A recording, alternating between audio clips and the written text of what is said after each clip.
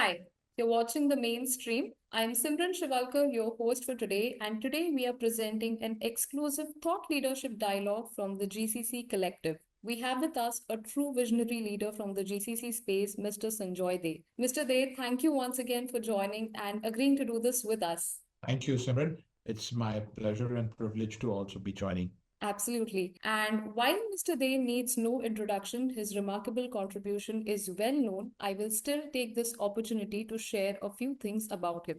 Sanjoy Day is an experienced management professional specializing in operational resilience, business continuity, and enterprise risk management. With a 30-year career spanning top global organizations like Morgan Stanley, Nomura, and JP Morgan, he has led various initiatives that blend risk management with strategic planning. Known for his collaborative leadership and strong communication skills, he has also a proven track record of guiding teams through complex challenges and building resilient business operation enterprises.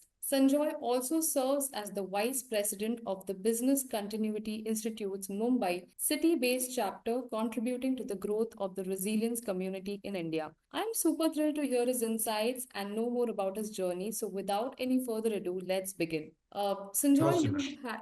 you have had a remarkable journey when it comes to operational resilience, business continuity, and crisis management, and with leadership roles at global organizations like Morgan Stanley, Nomura, and of course, JP Morgan. How has this built up your experience, shaped your approach to risk management, and today, what do you think is the biggest shift we are seeing when it comes to resilience landscape over the years?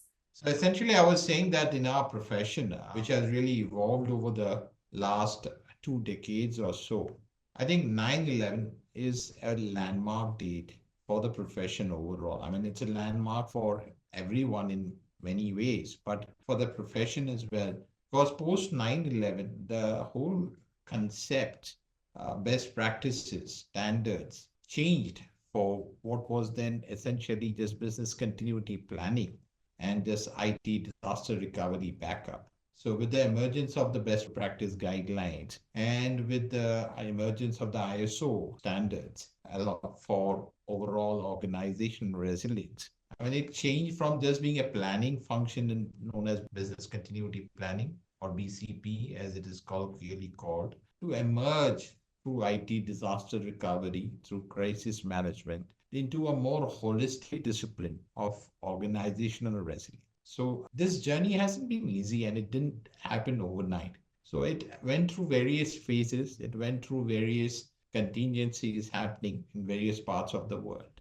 But through the need of the hour, through various leaders pushing the envelope, through the efforts of many of my peers in making sure that we are heard as a community within the leadership overall, that here we can build a resilient enterprise through a more proactive and emerging discipline, which, when embedded into the culture of the organization, can really make the enterprise a more robustly resilient enterprise. It kind of changed, the whole landscape changed. And then the regulators have also woken up to the fact that there is a lot to be done for resilience. So nowadays, not only in the financial services or the pharma, but even in the manufacturing sector and otherwise, the regulators are slowly but surely demanding more from the enterprises in terms of what they're doing in building a resilient. That's the way I kind of envisage the whole landscape to have changed. And out of the 20 years of my 30-year careers, I've seen this change firsthand because I've been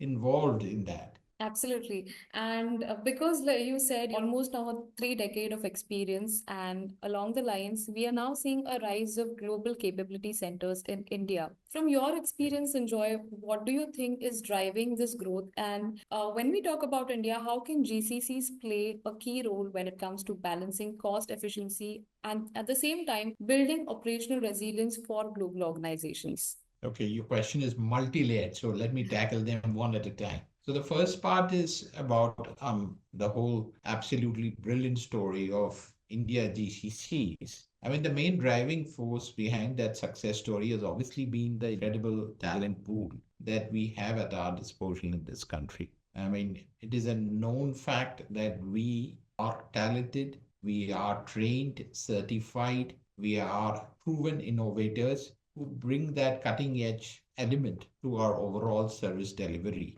to make it overall first class. That is a singular component for me, which has contributed to the success story of the global capability centers. Obviously, it does help that we are also at a cost arbitrage in providing the services to the global organizations being operational from India. Other than that, the fact that we are nimble, agile in actually working various shifts and in catering to time zones, be it Asia Pac time zones like Japan to Australia and to the UK time zones or the European time zones, right down to the US time zones, where we are able to work even night shifts to cater to any client needs for our live regular support for those organizations in delivering the services from India. So that really places us at an advantage because not many countries have been nimble or agile in kind of adopting that model. They have stayed back in their day shift kind of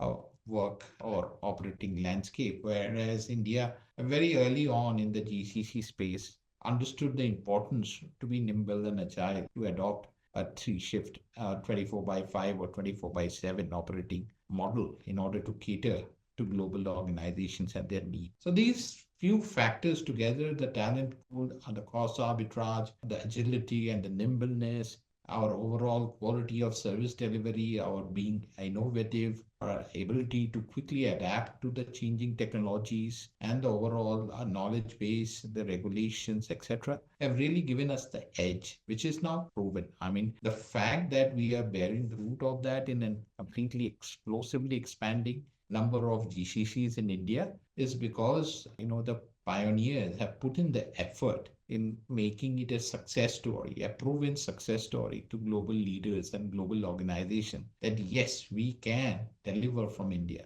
deliver consistently at a marked quality, at a lower cost arbitrage, and deliver excellence overall. And again, maybe also it's important to stress that we are resilient. Even when we had our contingencies on the ground in India, be it a 2611 or the floodings that we have had in Mumbai or Bengaluru, we have always emerged stronger and more resilient and able to resume our operations very quickly and very nimbly. So that has proven to the world that we are really resilient and that we are able to continue being BAU even in the face of contingencies. I mean, the COVID itself has proven to the world at large that in spite of having bad waves of attacks on COVID, the workforce has really been very resilient in being able to sustain larger portion of the BAU operations through and throughout. Rightly said so. And along those lines, taking cue from having a resilient workforce, Sanjoy, I have another question. We are still in a volatile global economy. When it comes to balancing cost,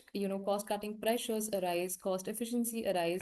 We also have to look at the operational efficiency part. So, do you think there are any common challenges that organizations are still, not able to tackle, or any common challenges that you have observed throughout these years? Look, economies go up and down, and there will always be cost pressures, especially in the kind of global capability center or shared services kind of center model that we are operational at in these ACCs. There is always going to be the pressure to manage the cost, to kind of leverage the cost arbitrage model, while at the same time maintaining the quality of services. So there cannot be any compromise on the quality, and at the same time, it has to be cost sufficient and that too when being resilient. Now it's really a matter of having a balanced approach from management in managing those things. You cannot compromise quality at the cost of cost itself, and at the same time, you cannot really demand more and more investment on quality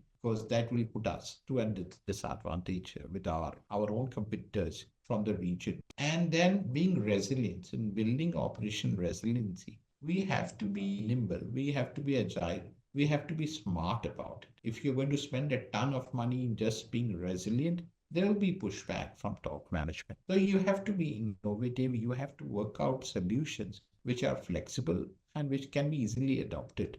There, I believe, is where people like us who have spent decades in doing this and are experienced enough to advise the organizations and kind of help them in their whole journey of building resilience at a very economic and cost, which is going to be overall cost beneficial to the organization, is, I think, key. And also, the organizations need to understand a little bit about the return on resilience investment. It is not easy to measure and weigh in the return on investment for managing resilience risk. So, that is an aspect which I think us professionals and those of us who are in consulting organizations primarily should make sure that the GCC leadership have a view on that and get to understand how that can be calculated and present it as a business case to get the right amount of investment in building resilience. Absolutely.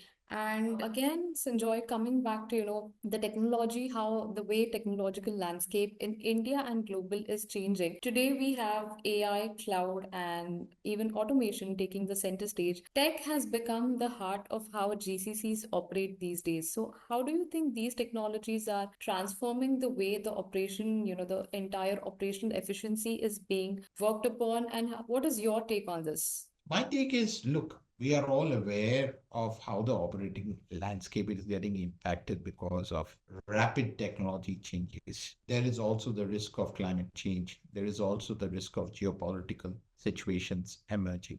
These are known threats and risks of resilience, which organizations must be able to navigate and manage.